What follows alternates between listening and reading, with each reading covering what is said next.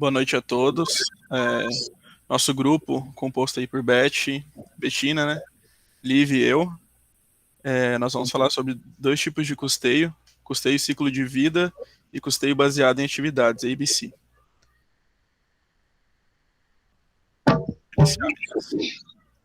Bom, custeio ciclo de vida.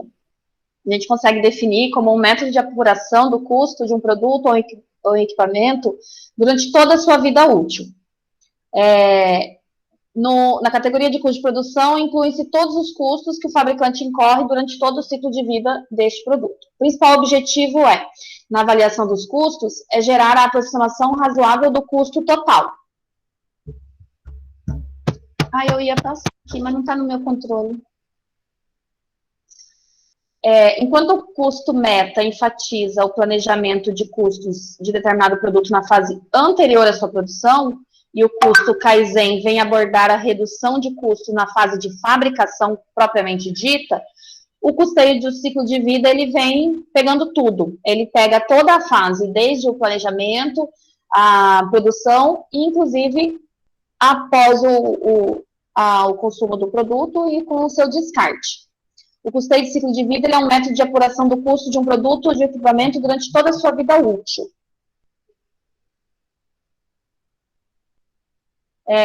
Temos alguns exemplos aqui. No caso de automóveis, esse período pode variar de 5 a 10 anos. Produtos farmacêuticos de 3 a 5 anos. Artigos de moda e vestuário de menos de 1 ano. E essa abordagem ela não obedece ao calendário normal em que a empresa mede seus lucros, seja ele mensal, semestral ou anual, mas sim todo o período de vida do produto, e que varia de produto para produto. Ela é bastante útil aos administradores, principalmente nas decisões de orçamento de investimentos ou decisões sobre a fabricação de produtos de qualidade a um custo de vida total mais baixo. O custeio do ciclo de vida ele vai analisar os gastos totais, comparando com as respectivas receitas totais, e permite a comparação com os diversos produtos fabricados pela empresa, porque cada um vai ter um ciclo diferente, para poder verificar o tipo de retorno em relação aos investimentos. O ciclo de vida ele pode ser dividido em duas visões distintas, a do fabricante e a do consumidor. A do fabricante, ela vai desde a ideia inicial, em que é analisado o custo-benefício, até o término da garantia da última unidade produzida. E o do consumidor vai desde a decisão da compra até o término de sua vida útil, que pode ser o descarte ou o eventual repasse a terceiros, seja por doação ou por venda. Beth? Tá dando para me ouvir?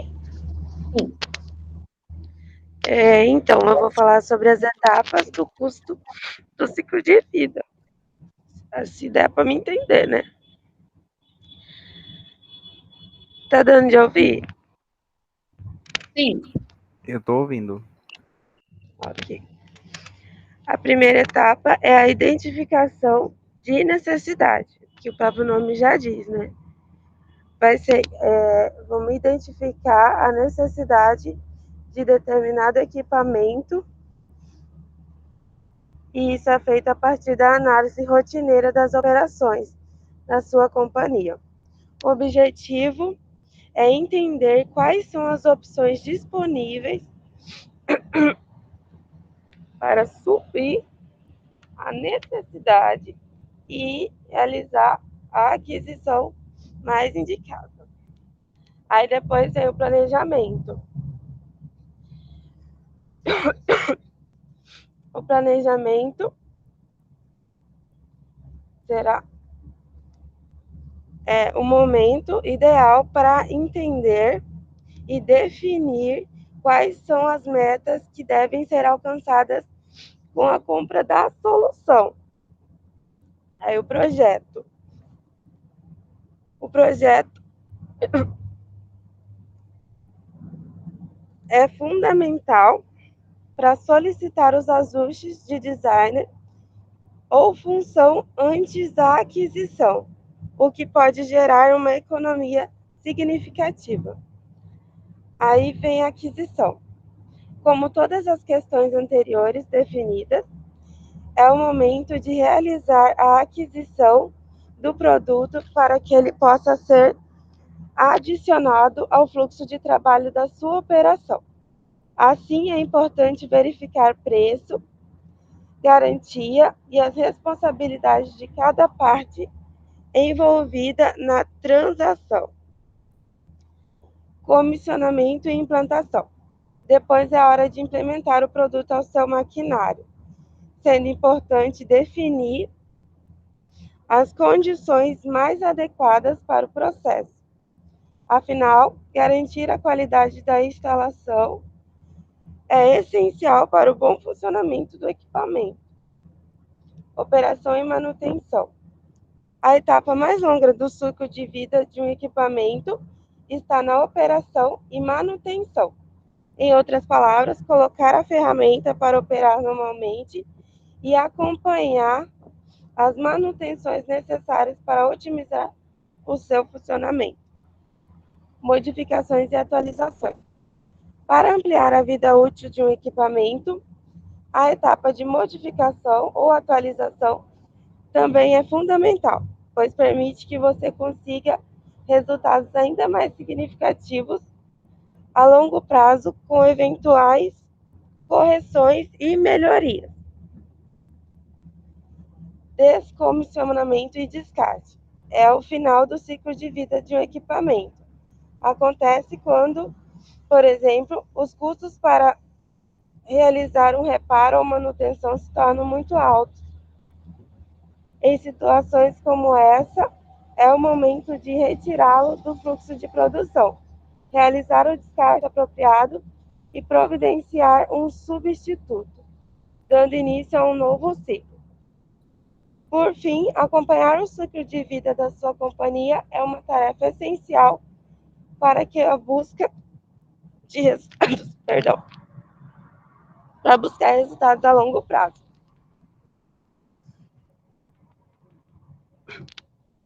Pode mudar.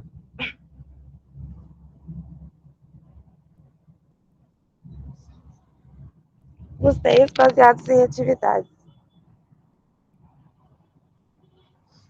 Essa metodologia de apuramento de custos começou a se desenvolver principalmente após o aparecimento dos processos industriais automatizados. Com isso, houve um aumento dos custos indiretos, como, por exemplo, os de energia elétrica. Espera só um minutinho. Beth, eu vou continuar isso aí.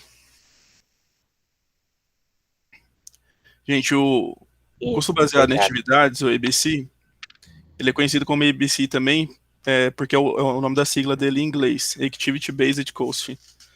Ela é uma metodologia que ela se iniciou por conta da avaliação, principalmente dos custos indiretos, né, da produção.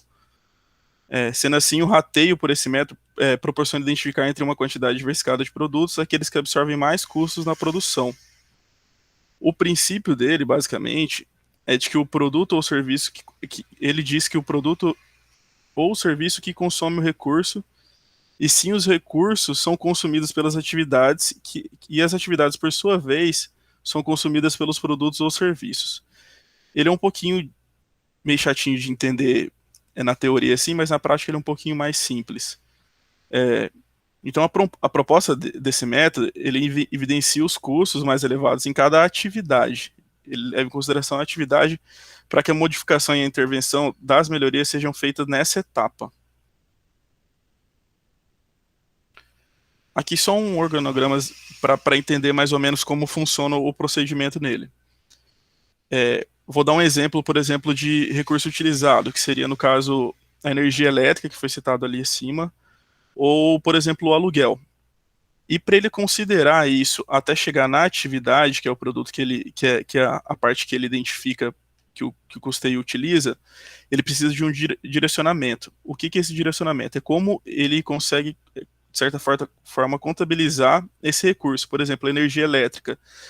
O direcionamento, então, seria em quilowatts-hora. O aluguel, no caso, seria o metro quadrado que ele é utilizado. E assim ele segue para a próxima etapa, que é a atividade, que seria atividade. Por exemplo, Vamos colocar uma confecção de roupa. A gente poderia usar como recurso também o tecido. Qual que é o direcionamento? A metragem do tecido. E a atividade seria cortar, costurar, cada uma dessas seria uma atividade. E aí, depois ele tem um outro direcionador para chegar até o objeto do custo. Esse direcionamento, ele utiliza a atividade como base. Então, vamos supor que a atividade seria cortar ou costurar. Tá? Quantos metros foram cortados, quanto foi costurado, para chegar no produto final, que pode ser uma calça ou uma camisa, e assim eles avaliarem. Qual é a vantagem dele, inicialmente, né? Melhor qualidade nas informações dos custos de produção ou serviços, pode ser usado como sistema de contabilidade e gestão, menor necessidade de rateio arbitrário, porque ele já consegue, de certa forma, pegar os indiretos totais, identifica quais produtos ou serviços consomem mais recursos e consequentes gastos, identifica o custo de cada atividade pelos custos totais, e as desvantagens. É um método de custeio complexo e que leva muito tempo para apuração.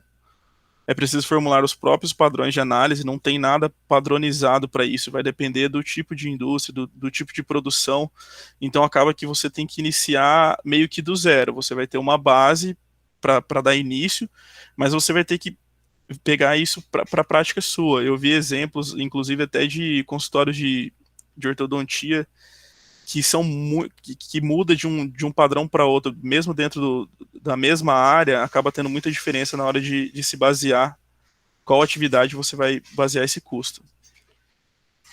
Por conta disso, as informações buscadas podem não estar totalmente fidedignas, possuem necessidade de revisão constante, então vai estar sempre em adaptação. Por fim, eu coloquei no último slide quem precisa do custeio ABC.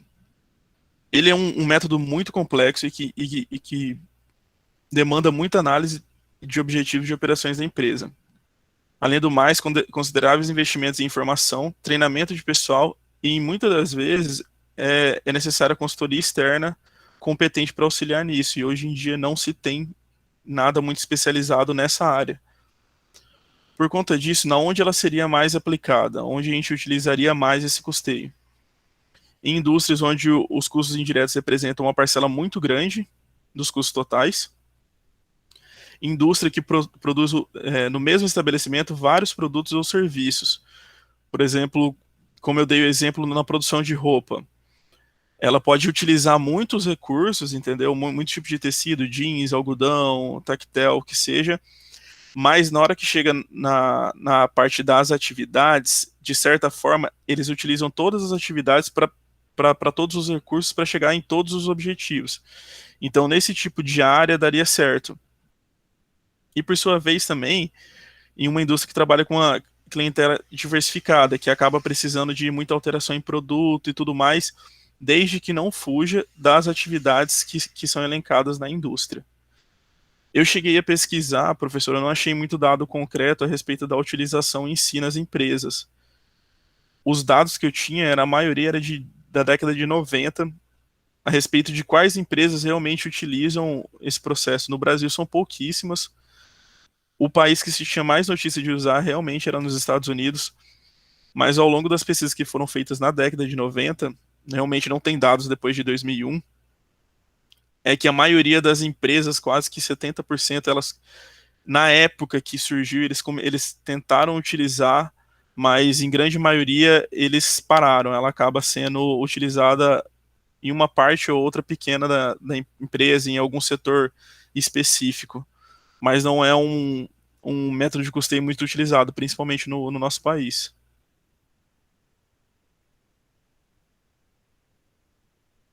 É isso, pessoal. Infelizmente, a gente não conseguiu achar ninguém na área. A professora até tentou auxiliar a gente a achar pessoas de outra área que pudesse trazer algo para acrescentar, mas a gente não, infelizmente, não conseguiu mesmo. Alguma pergunta, gente? Algum questionamento?